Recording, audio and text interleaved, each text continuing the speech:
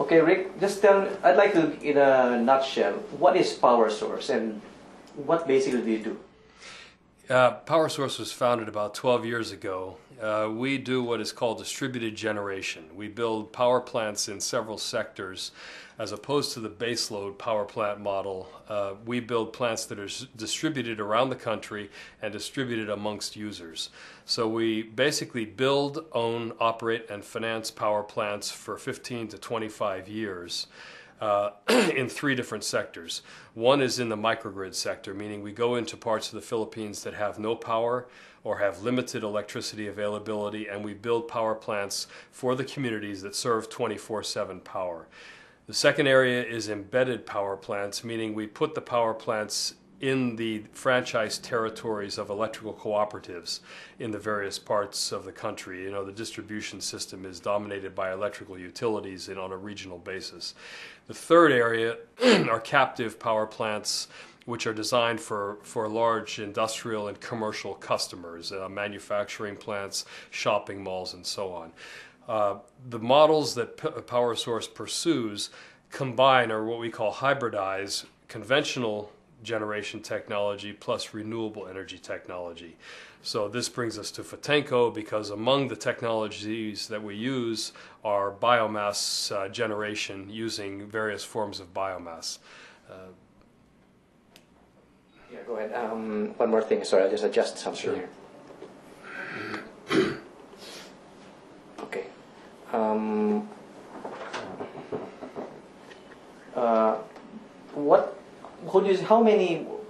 How many percent of the people in the Philippines would you say you're servicing in Asia? Do you have any rough guess? Well, I mean, it's a huge market.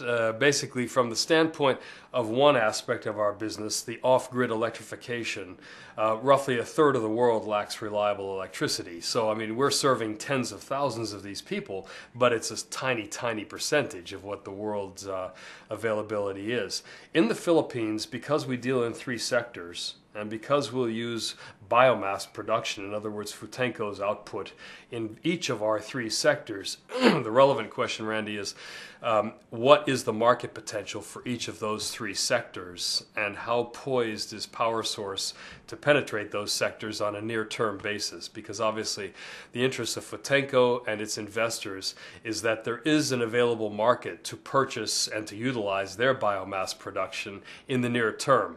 To say that we could develop a market in 20 years is not going to be of much interest to an investor who wants a return in 1, 2, 3, 5 years.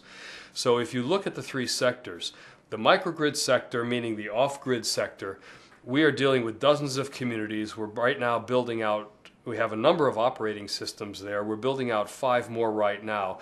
Each of those will have does have a biomass component.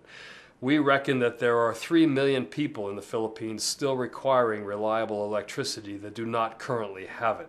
Now, not all of those communities can be served by Powersource's business model. Some are in the Cordillera, some are in the mountains, far removed from the areas that we serve, but there are many, many that we can. We're talking hundreds of communities here.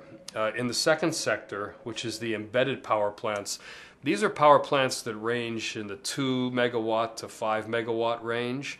So you're talking a lot of biomass here. And these are areas where we have multiple contracts with distribution utilities already. So what we do is build a power plant to serve those utilities by being directly connected to their 69 kV lines. And we will be purchasing biomass from Futenco to service those power plants. The third area I mentioned is the corporate and industrial captive generation. We're dealing with a number of shopping malls and large industrial customers. And again, most of these have a biomass component to the hybrid systems. So why do you say that the project is conceived and driven by Bamboo Energy and Tablas? Why would you say it's a comprehensive and sustainable from a power producer's point of view? Well, from a power producer's standpoint, for many investors' standpoint, financial viability is the fundamental question. The technologies that we use for power generation are well proven. We're not in the business of taking technology risk. The question specifically with biomass is if you're going to produce power using biomass, can you assure a reliable supply of biomass? Whether it's bamboo, whether it's grass, whether it's wood, whether it's coconut shell, whether it's rice hulls, whether it's bagasse from sugarcane, it doesn't matter. And the biggest issue about financing power plants, for example, we're going to build a power plant for someone in Romblon and Tablas, where Fotenko's operating. That power plant could be anywhere from 2 to 5 megawatts. That means we need hundreds of metric tons of biomass per week, thousands and thousands of metric tons of biomass per year, and we have to know that over the space of the contract that we're servicing, that we're financing, which will be 15 to 20 years, we have to know that every day, every week, every month we'll get reliable biomass feedstock. The only way you can assure that is to have a captive plantation.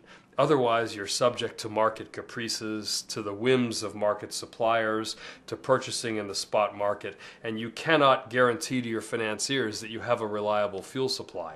In other words, I can have a power plant that works beautifully. I can invest the millions of dollars taken to build it, but if I don't have a fuel supply, I have no investment and I have no power plant. The reason we like Fotenko is because they're taking a systematic approach to the development of captive energy plantations. They are not cutting down forests, they're not displacing food crops, but rather they're taking underdeveloped land and they're converting it to useful energy crop, employing local people to develop the crops and selling it to us to produce cheaper power for the local communities. So it's a very perfectly synergistic relationship. Okay, so how do you interpret the FITs, the fits and the overall trend in the region? Well, as you know, Randy, for your viewers who may not know the Philippines that well, there is a recently enacted Renewable Energy Act here in the Philippines, which is intended to incentivize the use of renewable energies in place of coal and diesel and other thermal technologies. So this means solar, hydro, wind, and biomass. So for this discussion, we're focused on biomass, of course. Now, under the Renewable Energy Act, each of these technologies has what's called a feed-in tariff that gives a special tariff treatment, an incentive to utilize that energy crop or that renewable energy source instead of diesel or coal. But the FIT is a guideline only. If you're talking about displacing diesel, the cost of diesel production may be 15 pesos per kilowatt hour. The cost of biomass production may be 5, 6, 7, 10, but it's definitely cheaper than diesel. So the FIT is a guideline, but because the FIT is set rather low for biomass, you have not seen many or any suppliers of power utilizing the biomass FIT. But that doesn't mean that biomass projects are not viable. We're building a half dozen biomass projects right now. We're cooperating with Fotenko in multiple territories, Palawan, Camarines Sur, Romblon Tablas, and potentially others, where we're counting on Fotenko to develop the biomass crops that we'll utilize in our power plants.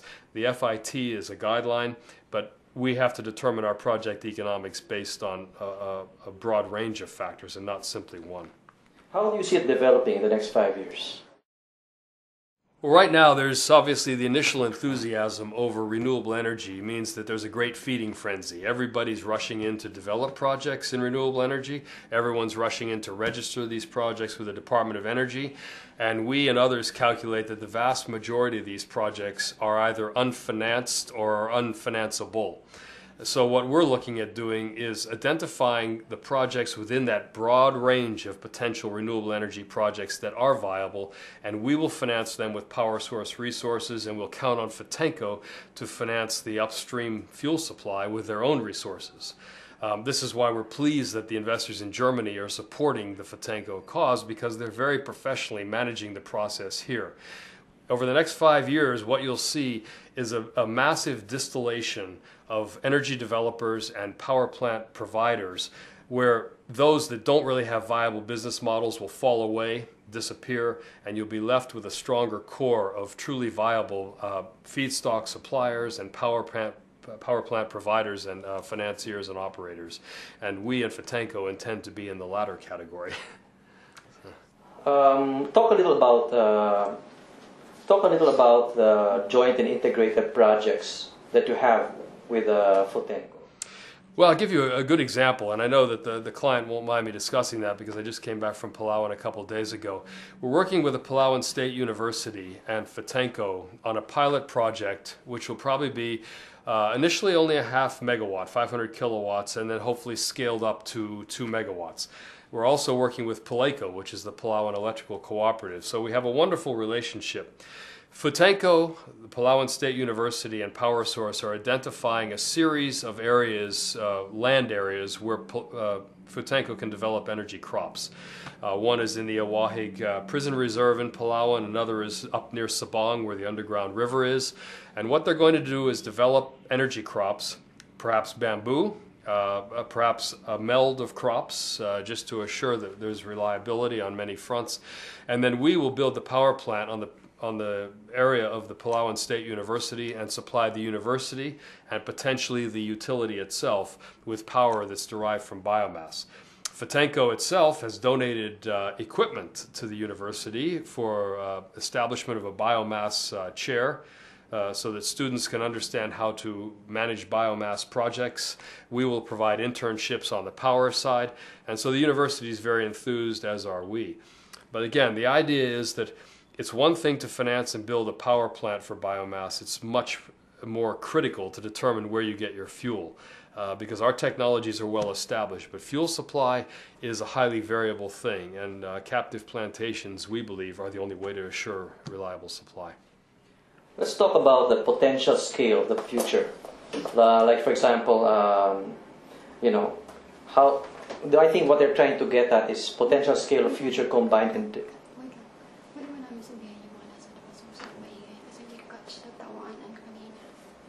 Yeah, okay. Rick, cut mo na. Ulit na.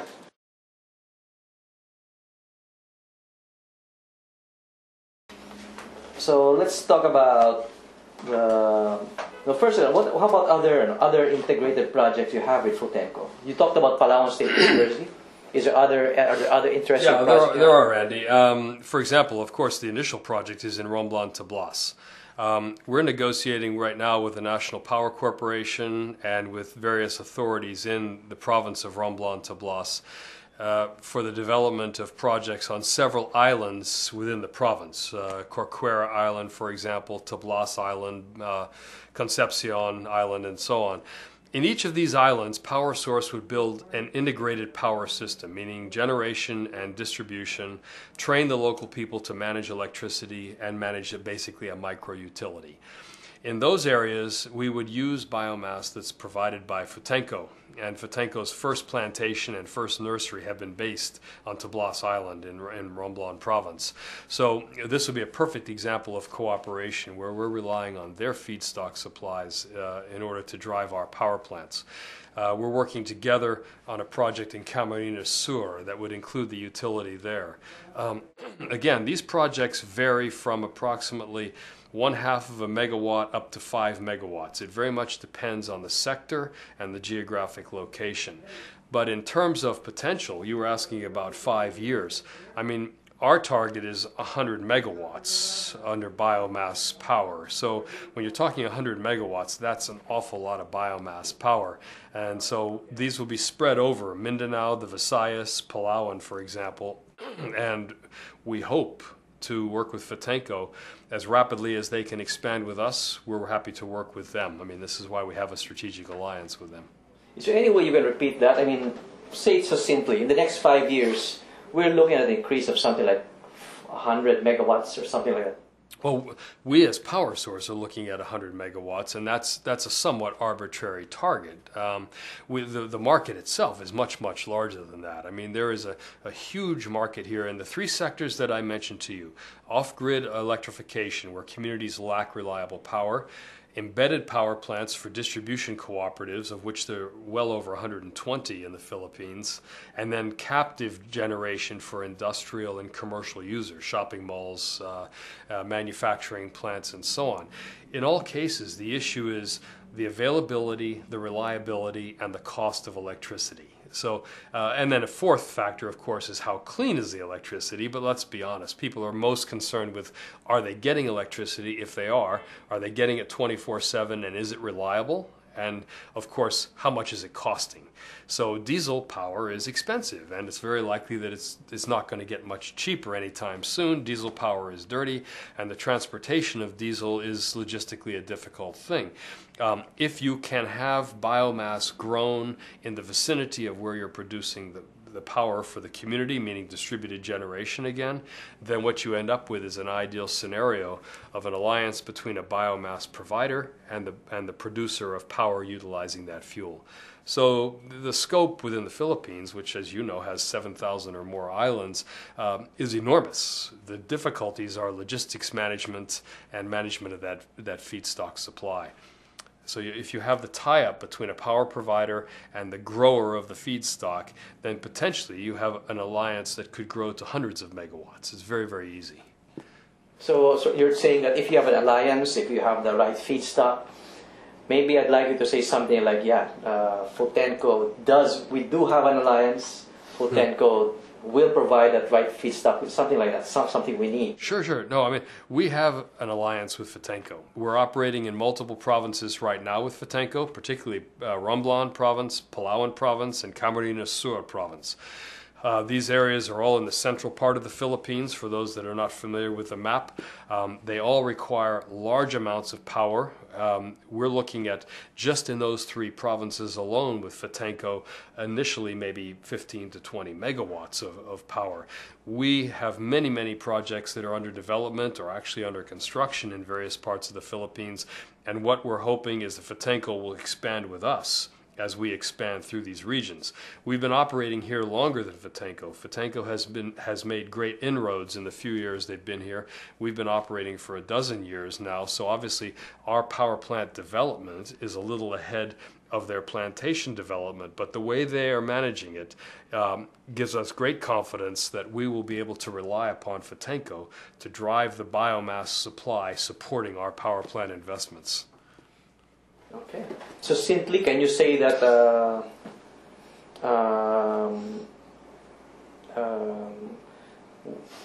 tell me something about what you think about Bamboo Energy 1 and Tablas.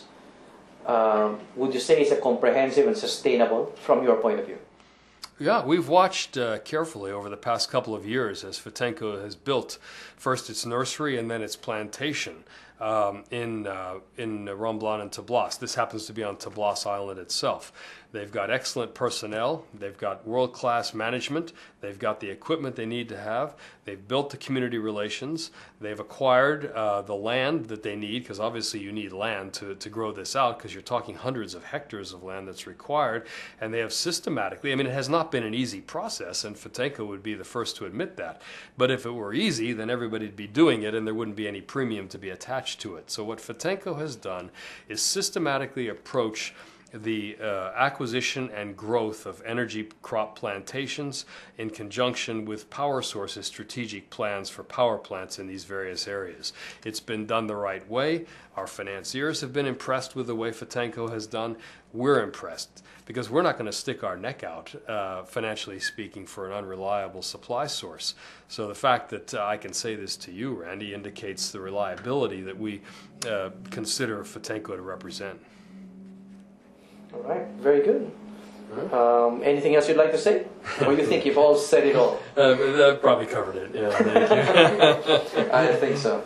All right, very good. Thank you very much. Yeah, my pleasure. Thanks for your time.